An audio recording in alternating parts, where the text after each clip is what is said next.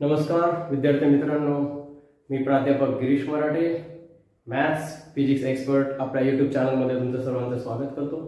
मागील व्हिडिओमध्ये आपण इयत्ता 12वीच्या मॅथमॅटिकल लॉजिक या चॅप्टरमधील टॉटॉलॉजी, कॉन्ट्रडिक्शन, कॉन्टिजन्सी आणि इक्विव्हॅलन्स या टॉपिकवर फोकस केला होता, समजून घेतलं होतं, कन्सेप्ट क्लिअर केल्या होत्या. आज आपण अतिशय महत्त्वाचा टॉपिक घेणार आहोत, तो आहे रूल्स ऑफ निगेशन.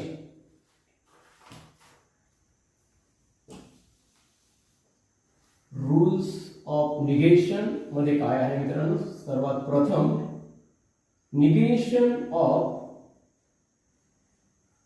कंजक्शन. लक्षात ठेवा, कंजक्शनचं चिन्ह आतापर्यंत सगळ्यांना समजलेलं आहे. निगेशन ब्रॅकेटच्या बाहेर ठेवून मध्ये कंजक्शन घेऊया आणि मग इक्विव्हॅलन्स. निगेशन करत असताना कंजक्शनच्या ऐवजी डिस्जंक्शन होणार आहे आणि पी आणि क्यू यांना सुद्धा निगेशन लागणार आहे. लक्षात घ्या, negation of P conjunction Q is negation P disjunction negation Q. दुसरं, negation of disjunction. Negation of disjunction. P disjunction Q equivalence. Negation लावायचं आहे, मात्र डिस्जंक्शनच्या ऐवजी कंजक्शन लिहायचं आहे. Third, negation of implication. Negation of implication लक्षात घ्या, हे फार महत्वाचं आहे. P implication Q. मित्रांनो, कंजक्शनचे निगेशन डिस्जंक्शन, डिस्जंक्शनचे निगेशन कंजक्शन, मात्र इम्प्लिकेशनचे निगेशन हे कंजक्शन होत असते. पहिल्या दोन एक्झाम्पल मध्ये दोन्ही ठिकाणी आपण निगेशन घेतलेलं आहे, परंतु इथं मात्र पी साठी निगेशन घ्यायचं नाही आणि इम्प्लिकेशनचं कंजक्शन होईल आणि क्यू ला मात्र निगेशन घेणार आहोत. Fourth, negation of double implication. हे थोडंसं समजून घ्यावं लागेल. Negation of P double implication Q. मित्रांनो, पी डबल इम्प्लिकेशन क्यू या दोन स्टेटमेंट आहेत. लेफ्ट साइडने पी इम्प्लिकेशन क्यू आहे आणि सोबतच उलट्या दिशेने क्यू इम्प्लिकेशन पी सुद्धा आहे. अशा प्रकारे पी डबल इम्प्लिकेशन मध्ये दोन आहेत, P implication Q, Q implication P.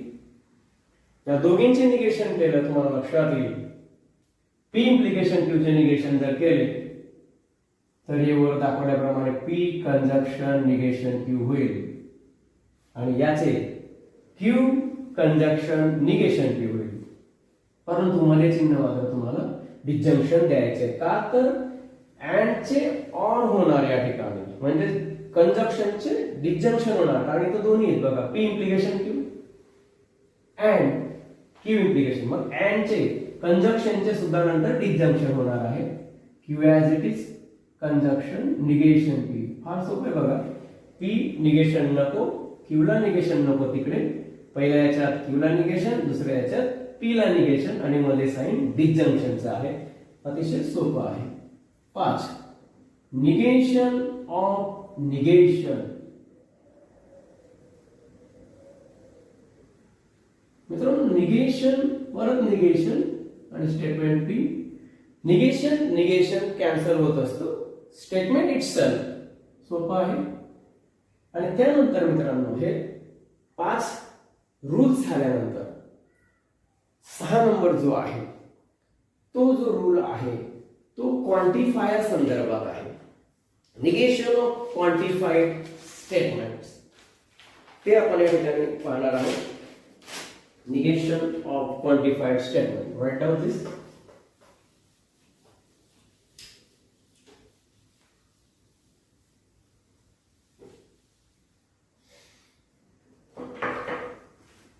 Negation of quantified statements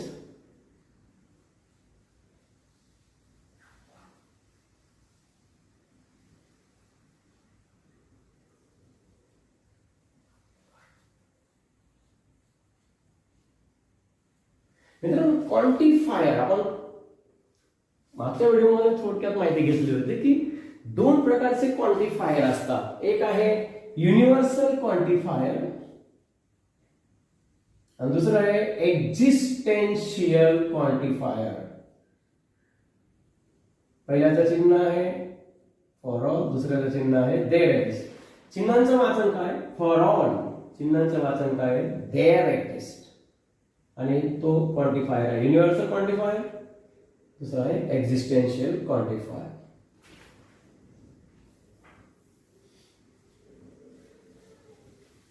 मग जर यांचं निगेशन करायचं असेल तर शब्दांच्या स्वरूपात असेल वर्ड, आणि त्या शब्दाचं जर निगेशन केलं तर काय होईल बघा. जर शब्द आला ऑल, मित्रांनो फार सोपं आहे, ऑल शब्द आला त्याचं निगेशन होईल सम, आणि जर सम शब्द आला तर होईल त्याचं ऑल. लक्षात ठेवा परीक्षेत असे काही प्रश्न येऊ शकतात की त्या ठिकाणी तुम्हाला निगेशन करायला लावतील. मग जर शब्द ऑल आला तर ऑलच्या वेळी तुम्ही लिहा सम, सम शब्द आला तर लिहा ऑल. त्याच्यानंतर काही ठिकाणी असे शब्द येऊ शकतात फॉर एव्हरी. फॉर एव्हरी आला तर देअर एक्झिस्ट करा, देअर एक्झिस्ट. आणि जर देअर एक्झिस्ट आला मित्रांनो तर फॉर एव्हरी करा, किंवा फॉर एव्हरी ऐवजी फॉर ऑल असं पण आपण म्हणत असतो. हे झालं शब्दांचं निगेशन. आणि हे शब्द जे आहेत मित्रांनो त्यांना म्हणतात क्वांटिफाईड स्टेटमेंट्स. म्हणजे एखाद्या स्टेटमेंटला क्वांटिफाईड करायचं असेल तर तुम्हाला हे शब्द लावावे लागतील. All students, some students, for every student. Students आपण बोलत आहोत पण कुठलाही शब्द घेऊ शकतो आपण. देअर एक्झिस्ट म्हणजे दिलेल्या वाक्यात जर त्या ठिकाणी हे शब्द आले तर त्या स्टेटमेंटला आपण म्हणणार आहोत क्वांटिफाईड स्टेटमेंट्स. समजा एक उदाहरण घेऊया. स्टुडंट्स ऑफ डायनामिक क्लासेस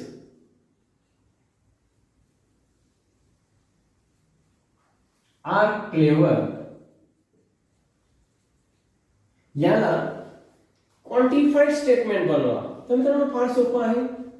या ठिकाणी तुम्ही ऑल शब्द लावला, ऑल शब्द लावला. ऑल स्टुडंट्स बघा, all students of dynamic classes are clever. ठीक आहे. एखादं सेंटेन्स असं असेल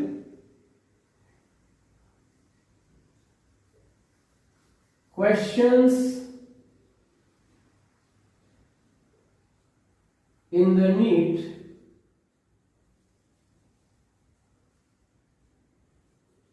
are easy.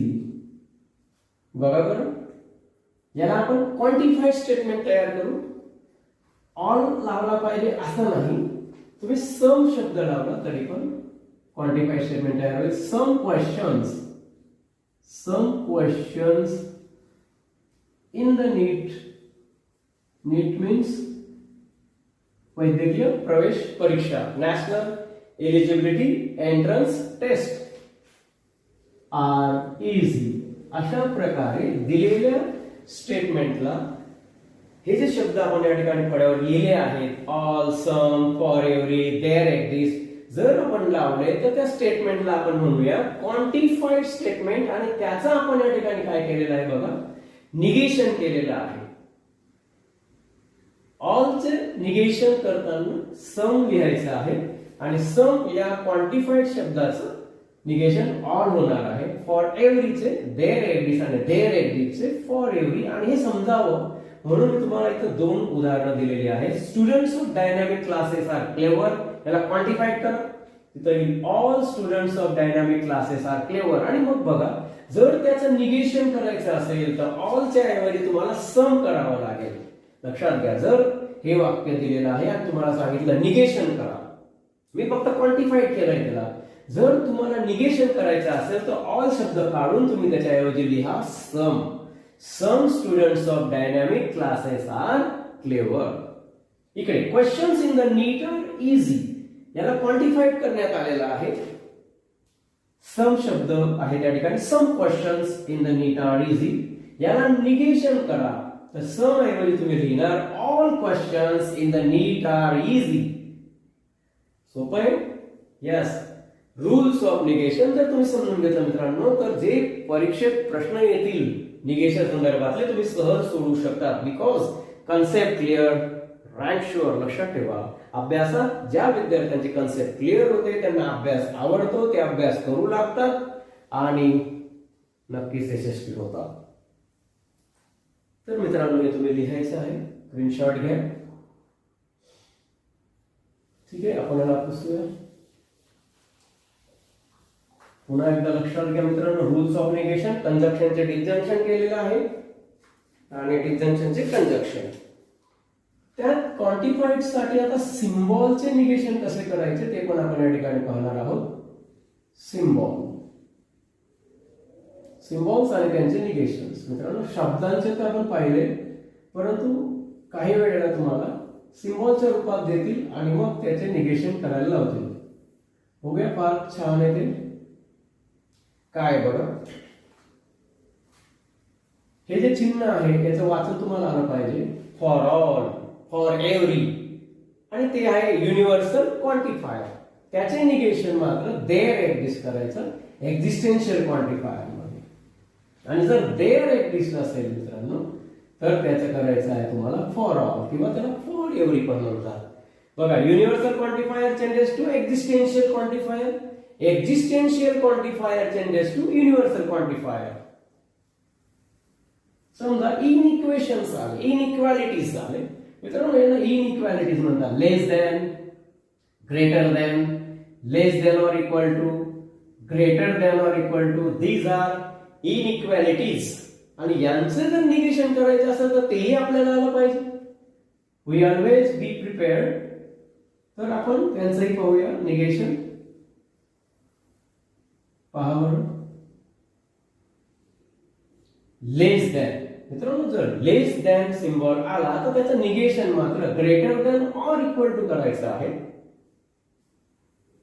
जर ग्रेटर दॅन आला तर त्याचं करायचं आहे लेस दॅन ऑर इक्वल टू. लक्षात घ्या, फार सोपं आहे. इनइक्वेशनचं सुद्धा आपण या ठिकाणी निगेशन कसं करायचं ते पाहिलं. क्वांटिफायरचं सुद्धा पाहिलेलं आहे. क्वांटिफाईड स्टेटमेंटचं निगेशन कसं करायचं ते आपण पाहिलेलं आहे. ऑल शब्द आला तर सम करा, सम शब्द आला तर ऑल करा. चिन्ह पण बदलायचे आहेत निगेशन करत असताना. पुन्हा एकदा लक्षात घ्या मित्रांनो, रूल्स ऑफ निगेशन अतिशय महत्वाचे आहेत. क्वांटिफायरचे सुद्धा निगेशन करतो आपण आणि इनइक्वेशनचे सुद्धा किंवा इनइक्वालिटीज म्हणा, इनइक्वालिटीचे सुद्धा निगेशन या ठिकाणी करता येत असतं. याच्यावर आधारित काही प्रश्न आपल्याला घेता येतील.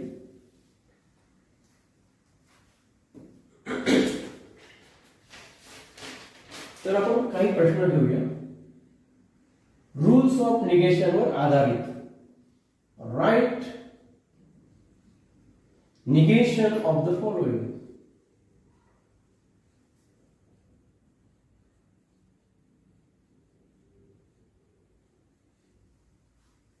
स्टेटमेंट्स नेहमी शब्द असतो मित्रांनो, स्टेटमेंट्स. आपण या चॅप्टरच्या सुरुवातीला पाहिलेलं आहे. What is statement? Declarative sentences are always called as statement. Statement either true or false. त्याच्यातला पहिला प्रश्न आपण घेऊया. P implication Q disjunction R, याचे आपल्याला निगेशन करायचे आहे. बघा बरं, आधी आपण निगेशन लिहूया आणि एका मोठ्या ब्रॅकेट मध्ये दिलेला प्रश्न लिहायचा आहे मित्रांनो. त्यानंतर मात्र इक्विव्हॅलन्सचं चिन्ह द्यायचं आहे, कारण की त्याचं निगेशन करून जे स्टेटमेंट येणार आहे त्याला आपण इक्विव्हॅलन्स म्हणत असतो. याच्या बरोबर ते आहे. निगेशन ऑपरेट करताना लक्षात घ्या, सुरुवातीला एक ब्रॅकेट आहे आणि ब्रॅकेटच्या नंतर डिस्जंक्शन आहे. सर्वात प्रथम हे निगेशन डिस्जंक्शनवर ऑपरेट होणार आहे. म्हणजे मी जर निगेशन लावणार P implication Q as it is, आणि मग निगेशन ऑफ डिस्जंक्शन तुम्ही शिकला आहात रूल मध्ये कंजक्शन होणार मित्रांनो. आणि या पहिल्या ब्रॅकेटच्या बाहेर निगेशन ॲज इट इज ठेवणार, नंतर ऑपरेट होणार आहे आणि आर जसाचा तसा परंतु निगेशन लावून. लक्षात घ्या, कारण हा पहिला रूल होता negation of disjunction. Negation of disjunction काय झालं? कंजक्शन. त्यावेळेस दोन्ही स्टेटमेंट मध्ये आपण निगेशन दिलं होतं. इथं आपण केलेलं आहे निगेशन ऑफ डिजंक्शन. मित्रांनो पुढच्या स्टेप मध्ये आहे इक्विव्हॅलंट कसं ठेवायचं? Negation of implication. लक्षात घ्या, इम्प्लिकेशनचे निगेशन आपण केलेले आहे आणि ते करताना पी ॲज इट इज ठेवतो. इम्प्लिकेशनचे निगेशन कंजक्शन होणार आहे, क्यूला आपण निगेशन लावत असतो, ब्रॅकेट घ्यावा लागेल आणि पुढची स्टेप बदलायची नाहीये कारण त्याचा ऑलरेडी निगेशन झालेला आहे. एकदाच निगेशन करावं लागतं. ब्रॅकेट मात्र नंतर सॉल्व्ह केलेलं आहे आपण. म्हणजे आधी आपण डिजंक्शनचे निगेशन केले, नंतर इम्प्लिकेशनचे निगेशन केले आणि इथं आपण लिहिलं पाहिजे निगेशन ऑफ इम्प्लिकेशन. मित्रांनो असं नाही लिहिलं तर आपले मार्क जाऊ शकतात.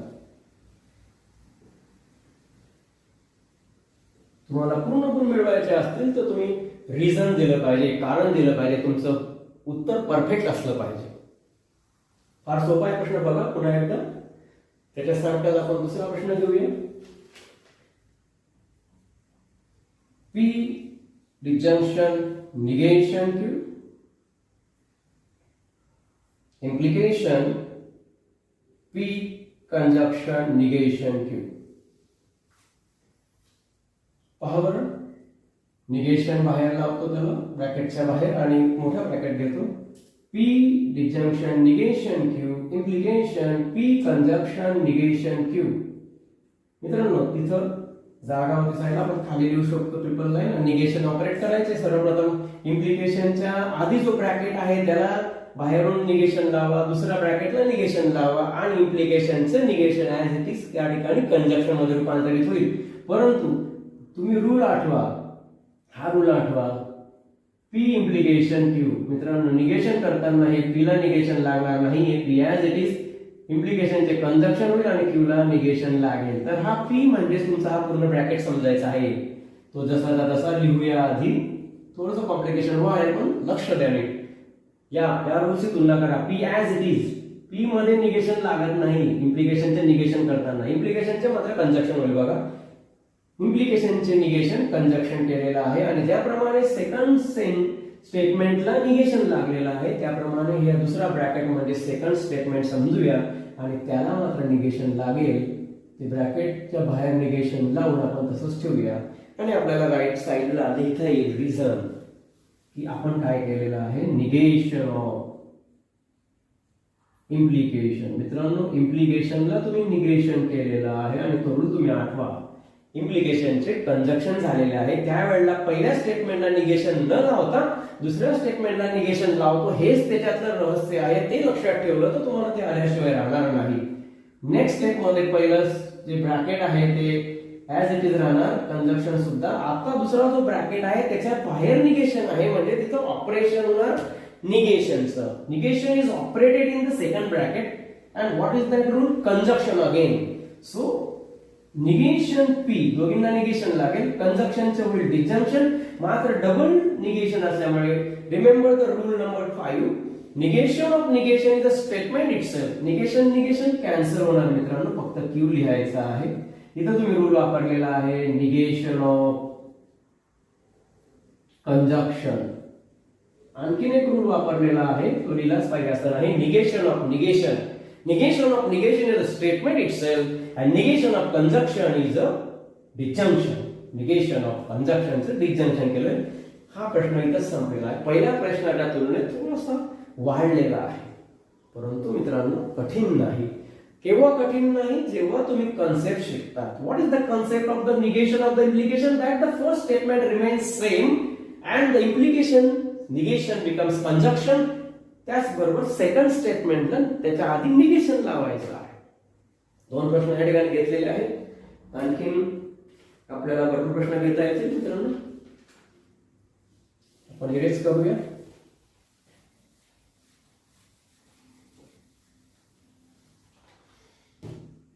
तिसरा प्रश्न आपण या ठिकाणी घेऊया अधिक समजण्यासाठी. P disjunction negation Q conjunction R. आणि या ठिकाणी चौथा प्रश्न घेऊया. P conjunction Q implication R. बघा बरं, निगेशन मोठा ब्रॅकेट घ्यायचा आहे, P disjunction negation Q bracket complete conjunction R. आपण इक्विव्हॅलंट सिग्नल देत असतो मित्रांनो. निगेशन ऑपरेट करायचं आहे, P disjunction negation Q bracket मधला एक जरी ते कंपाऊंड स्टेटमेंट आहे त्याला आपण सिंगल स्टेटमेंट समजूया आणि मग त्याच्या आधी निगेशन अप्लाय करायचं आहे. आणि मग मित्रांनो कंजक्शनचे काय होणार तुम्हाला आतापर्यंत समजलं असेल. कंजक्शनचे निगेशन हे होत असतं डिजंक्शन आणि आर ला सुद्धा निगेशन लागणार आहे. म्हणजेच तुम्ही या ठिकाणी जो रूल वापरलेला आहे तो काय आहे, निगेशन ऑफ कंजक्शन यूज केलेला आहे तुम्ही. What that use, negation of conjunction. What is the negation of the conjunction? That is the disjunction. After that you have to operate the negation in the bracket. What is that? Negation of disjunction. Negation P, disjunction changes to conjunction. And again students, negation इथे परत negation आहे. negation लावल्यावर negation cancel होणार आहे. लक्षात घ्या, negation get it cancel. So Q is there. Bracket करायला विसरायचं नाही कारण पुढे पण स्टेटमेंट आहे. पुढच्या स्टेटमेंटला मात्र बदलायचं नसतं. एकदा निगेशन केलं आहे पुन्हा त्याचं निगेशन होत नाही. फक्त ब्रॅकेट सॉल्व आपण केलेला आहे आणि काय केलेलं आहे ते तिथे लिहायचं आहे. निगेशन ऑफ डिजंक्शन मित्रांनो, डिजंक्शन. परंतु तिथं वारंवार एक रूल येतोय पुन्हा, निगेशन ऑफ निगेशन पण येतोय तो मात्र आपण त्या ठिकाणी रिझन मध्ये नाही लिहिला तरी चालत असतो. Last question is there of this type, fourth number तो लिहिलाय उजव्या बाजूला, तो खाली लिहितो. P conjunction Q implication R. मित्रांनो याच्या बाहेर आपण निगेशन लावूया. P conjunction Q implication R bracket complete triple line indicates the equivalent statement. So पहिल्याने स्टेटमेंट तुम्हाला दिसतंय पी, नंतर एक ब्रॅकेट आहे मित्रांनो आणि त्याच्या पुढे चिन्ह आहे कंजक्शन. म्हणजे ज्या ठिकाणी निगेशनचा रूल जो आहे तो कंजक्शनचा आहे. Negation P as it is आणि कंजक्शन दिसतंय तुम्हाला. कंजक्शनचं डिजंक्शन होणार आहे. ब्रॅकेटच्या बाहेर निगेशन तुम्ही ऑपरेट करणार आहात आणि त्या ठिकाणी रूल्स कोणता वापरलेला आहे, निगेशन ऑफ. मित्रांनो बघा, सांगा निगेशन ऑफ कंजक्शन. तुम्ही कंजक्शनचे निगेशन केलेले आहे. काय होते बरं कंजक्शनचे निगेशन, डिजंक्शन. आणि ते करत असताना दोन्ही स्टेटमेंटला निगेशन लागत असते मित्रांनो. पुन्हा एकदा लक्षात घ्या, सुरुवातीचं जसं राहिले फक्त आता दुसरा ब्रॅकेट ऑपरेट होणार. इथं पुन्हा तो नियम शिकायला मिळणार आहे तुम्हाला आणि तो आहे इम्प्लिकेशनचा. What is the negation of implication? It is very easy that P implication Q. मित्रांनो पी ला निगेशन लागत नाही हे ध्यानात ठेवायची गरज आहे तुम्हाला. आणि इम्प्लिकेशनचं त्या ठिकाणी होणार आहे कंजक्शन. क्यू ला निगेशन लागतं, हेच महत्वाचं आहे. पुन्हा एकदा बघा, इथं ब्रॅकेट पुन्हा घ्यावाच लागणार आहे. क्यू ला निगेशन लागणार नाही आहे कारण इथं उलट आहे. इकडे पी इम्प्लिकेशन क्यू आहे पण आपल्याला क्यू इम्प्लिकेशन आर दिलेलं आहे. सुरुवातीच्या स्टेटमेंटला निगेशन न लावता दुसऱ्या स्टेटमेंटला निगेशन लावायचं आहे आणि इम्प्लिकेशनचं कंजक्शन करायचं आहे. बघा, implication changes to conjunction bracket घेतलाच आहे आणि आर ला मात्र निगेशन घ्यायचं आहे. तुम्ही काय केलं आहे पुन्हा इथं लिहिण्याची गरज आहे, तेव्हा तुम्हाला पूर्ण गुण मिळतील. Negation of implication. जर तुम्ही सुव्यवस्थित उत्तर लिहिलेलं आहे तर तुमचे मार्क्स कापले जाणार नाही मित्रांनो. तुम्ही अर्धवट पद्धतीने उत्तर लिहिले, तुम्हाला इच्छित मार्क्स मिळत नाही, पश्चाताप होत असतो. तर मग नक्कीच तुम्हाला ज्या पद्धतीने मी फळ्यावर लिहिलेलं आहे तुम्ही याच पद्धतीने लिहिलं पाहिजे. तुमचे मार्क्स अजिबात कापले जाणार नाही. तर आपण रूल्स ऑफ निगेशन शिकलात मित्रांनो. पहिला रूल होता कंजक्शनचा. कंजक्शनचे होत असते डिजंक्शन, डिजंक्शनचे निगेशन आहे कंजक्शन. उलट सुलट ड्युएल शिकला होता तसंच. त्यानंतर मात्र इम्प्लिकेशनचे निगेशन तुम्ही शिकलात. इम्प्लिकेशनचे निगेशन करत असताना इम्प्लिकेशन चिन्हाच्या ऐवजी कंजक्शन होत असतं, पण निगेशन लावताना विशेष काळजी घ्यायची आहे. पहिल्या स्टेटमेंटला निगेशन लावायचं नसून दुसऱ्या स्टेटमेंटला निगेशन लावायचं आहे क्यूला. त्यानंतर आपण शिकला डबल इम्प्लिकेशनचे निगेशन. ते सुद्धा पी इम्प्लिकेशन क्यू सारखंच आहे, फक्त डबल आहे एवढंच. त्यानंतर negation of negation statement itself. त्यानंतर आपण पाहिलं निगेशन ऑफ द क्वांटिफाईड स्टेटमेंट. मित्रांनो अतिशय महत्त्वाचा मुद्दा होता. फॉर ऑल जर असेल तर मग तुम्ही त्या ठिकाणी लिहायचे सम लिहायचा शब्द, फॉर ऑलच्या ऐवजी सम, फॉर एव्हरी असेल तरी सम लिहा. चिन्ह सुद्धा देअर एक्झिस्टचं चिन्ह असेल तर तुम्ही त्या ठिकाणी चिन्ह फॉर ऑलचं लिहायचे युनिव्हर्सलचं, आणि युनिव्हर्सलचं चिन्ह असेल तर तुम्ही त्या ठिकाणी देअर एक्झिस्टचं चिन्ह लिहायचं आहे.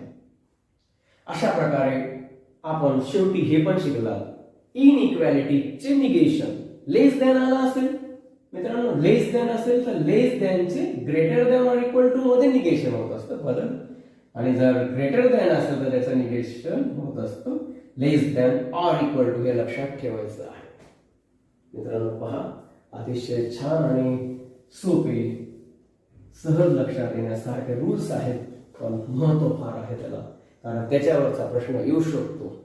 आणि मग तुम्ही जर अभ्यास केलेला असेल तर तुम्हाला सहज उत्तर लिहिता येईल. ठीक आहे. तर मित्रांनो, निगेशनचे रूल झालेले आहेत आणि त्याच्यावरचे प्रश्न सुद्धा या ठिकाणी आपण घेतलेले आहेत.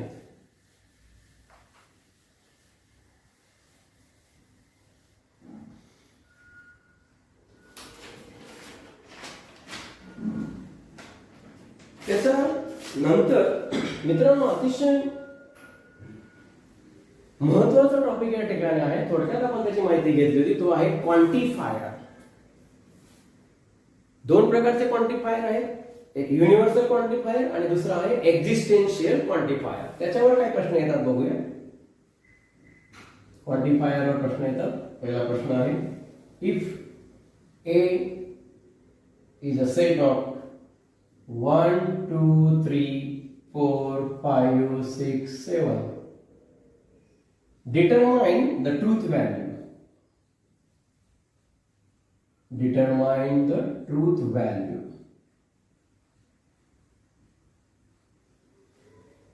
of the following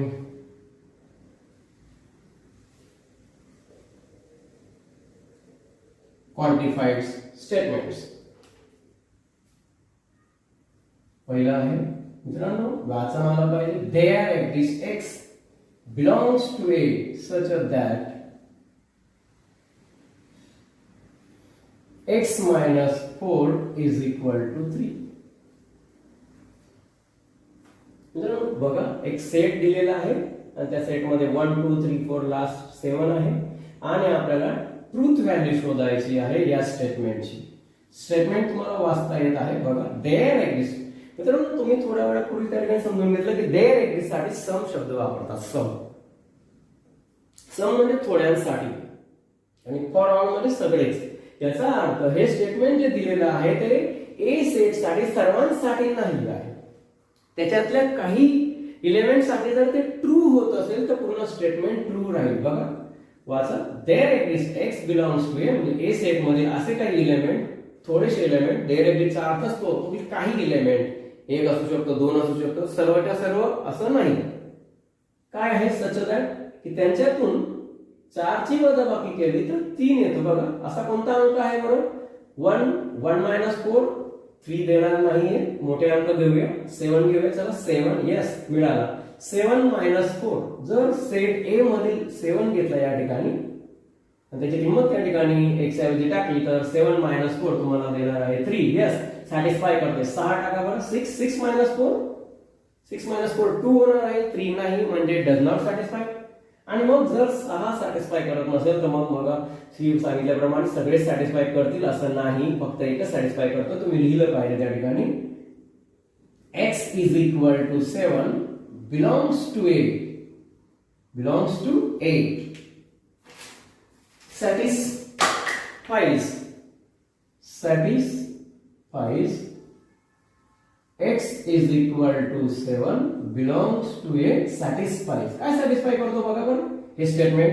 x minus 4 is equal to 3 म्हणजेच काय, हे जे दिलेलं स्टेटमेंट आहे यामध्ये जर x ची किंमत टाकली तर तुम्हाला उत्तर त्या ठिकाणी 3 येत आहे. याचा अर्थ सॅटिस्फाय करत आहे. पण सगळे एलिमेंट सॅटिस्फाय करत आहे का मित्रांनो? नाही, फक्त एक एलिमेंट सॅटिस्फाय करतो आहे, बाकीचे सॅटिस्फाय करत नाहीत. आणि देअर एक्झिस्ट जर आला असेल तर जर एक जरी एलिमेंटने त्या ठिकाणी दिलेला रूल, दिलेलं स्टेटमेंट सॅटिस्फाय करत असेल तर त्याला ट्रू स्टेटमेंट म्हणायचं, सर्व नाही. So therefore given statement is true given statement is true. आणि मित्रांनो जे स्टेटमेंट ट्रू आहे त्याची ट्रूथ व्हॅल्यू ट्रू असते, टी असते. Its truth value therefore its truth value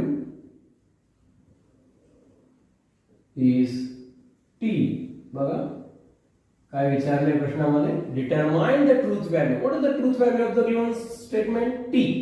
Y? There it is एक जरी व्हॅल्यू सॅटिस्फाय करत असेल तर हो, तर ते ट्रू आहे. आणि जर इथं फॉर ऑल आला असता तर आपण त्याची ट्रूथ व्हॅल्यू फॉल्स लिहिली असती, हे लक्षात घ्या. Second question, for all x म्हणजे सर्वांसाठी, for every, for all, comma x plus 1 is greater than or equal to 3. बघा याची सत्यता आपण पडताळून पाहू. म्हणजेच फॉर ऑल आलेला आहे याचा अर्थ असा होतो की दिलेल्या सेट मधील सर्वांना सॅटिस्फाय होणं आवश्यक आहे, अन्यथा त्याला फॉल्स म्हणावं लागेल. For all x belongs to A x. आता एक्स म्हणजे काय मित्रांनो, हे सगळे एलिमेंटला आपण एक्स म्हणूया. एक्स कोण कोण आहे? 1 2 3 4 5 6 7 पर्यंत. आणि जर त्यात एक मिळवला तर उत्तर येणार आहे greater than or equal to 3. एक तर 3 येईल किंवा 3पेक्षा मोठं येईल. बघूया या ठिकाणी आपण x ची किंमत 1 टाकूया. 1 put 1 plus 1 is there. What is 1 plus 1? 2. मित्रांनो जर असं आपण लिहिलं की 2 हे सत्य आहे का? 2 इज ग्रेटर दॅन 3 तर नाही. तुम्ही 2 टाकून बघा. 2 प्लस 1 यस 2 सॅटिस्फाय करत आहे. 3 येईल आणि 3 इक्वल टू 3. पुढचं घेतलं आपण 4 यस. पुढचे सर्व एलिमेंट सॅटिस्फाय करताय मित्रांनो, पण 1 हा एलिमेंट ए सेट मधला सॅटिस्फाय करत नाही आहे आणि म्हणून हे स्टेटमेंट आपण म्हणूया फॉल्स आहे. का? तर फॉर ऑल आलेला आहे. फॉर ऑलचा अर्थ आहे ते सर्वांसाठी ट्रू असलं तर ट्रू, सर्वांना सॅटिस्फाय नाही करत आहे म्हणजे ते फॉल्स. आपण इथं लिहूया क्लिअरली, जो सॅटिस्फाय नाही करत आहे तो लिहूया. x is equal to 1 belongs to A does not satisfy x plus 1 greater than or equal to. म्हणजे जर आपण x ची किंमत 1 टाकली, 1 हा त्या ठिकाणी a चा घटक आहे आणि मग x च्या ऐवजी आपण 1 ठेवला तर 1 plus 1 2 होतो आणि 2 is not greater than 3 म्हणजे ते फॉल्स होईल. hence it is false statement. hence it is फार सोपा आहे मित्रांनो. बघा फॉल्स स्टेटमेंट आहे. का फॉल्स आहे? फॉर ऑल तो सांगतोय सर्वांसाठी ट्रू आहे का चेक करा. सर्वांसाठी असलं तर म्हणता येईल ट्रू, आणि जर ते रेडीज असेल तर कमीत कमी एक साठी ट्रू असेल तर सर्व स्टेटमेंट ट्रू आपण म्हणू शकतो मित्रांनो. देरेगडी साठी सर्व एलिमेंट साठी त्या ठिकाणी सॅटिस्फॅक्शनची त्या ठिकाणी अट नसते. हेन्स झालं. Therefore its truth value is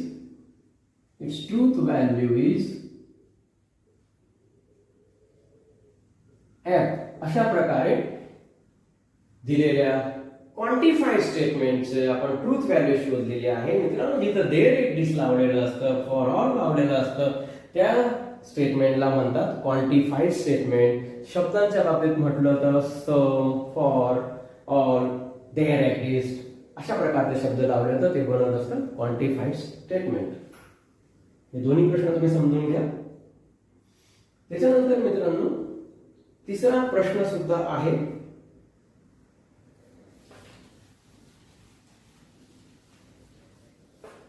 बघा तिसरा प्रश्न काय आहे. There exist x belongs to a such that x plus 8 greater than 16.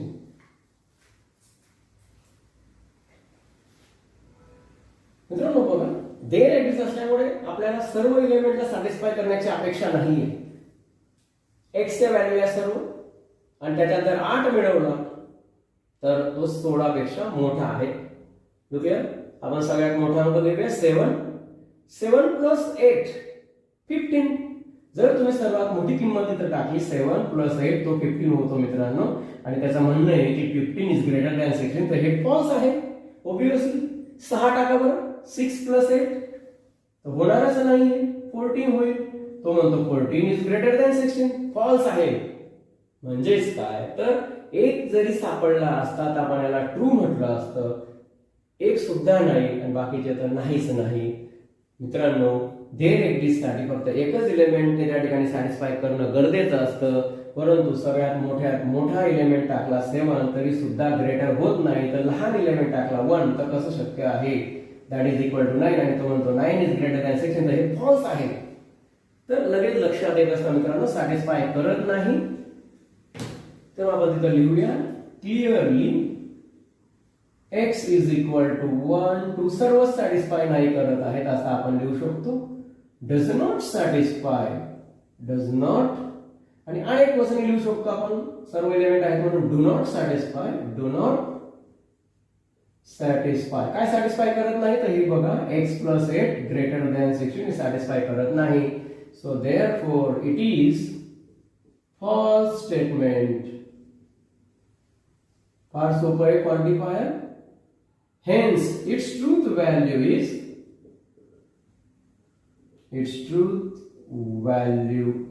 false. किंवा F लिहा. बघा मित्रांनो, आपण क्वांटिफायरवर कसे प्रश्न येत असतात ते आपण या ठिकाणी समजून घेतले. तुम्ही आणखी प्रश्न सोडवा. तुम्हाला यात काही अडचण असेल तर कॉमेंट बॉक्स मध्ये मला सांगा. मी पुन्हा एकदा त्याच्यावर स्पेशल व्हिडिओ बनवेल क्वांटिफायरवर, परंतु सध्या तरी पुरेसा आहे. त्यापूर्वी आपण शिकलात रूल्स ऑफ निगेशन, ते लक्षात ठेवायचे आहेत. मागच्या व्हिडिओमध्ये आपण शिकलात स्टेटमेंट पॅटर्न आणि इक्विव्हॅलन्स. स्टेटमेंट पॅटर्नचे प्रकार आहेत 3. All the values in the last column are T, hence tautology. All the values in the last column are F, then contradiction. Neither all true nor all false, then contingency. आणि equivalence सुद्धा तुम्ही शिकलेला आहात. Rules तुम्हाला माहित आहे निगेशनचे सगळे. तर मित्रांनो, ठीक आहे, आपण या ठिकाणी थांबूया. नेक्स्ट व्हिडिओमध्ये आपण मात्र स्विचिंग सर्किट्स घेणार आहोत.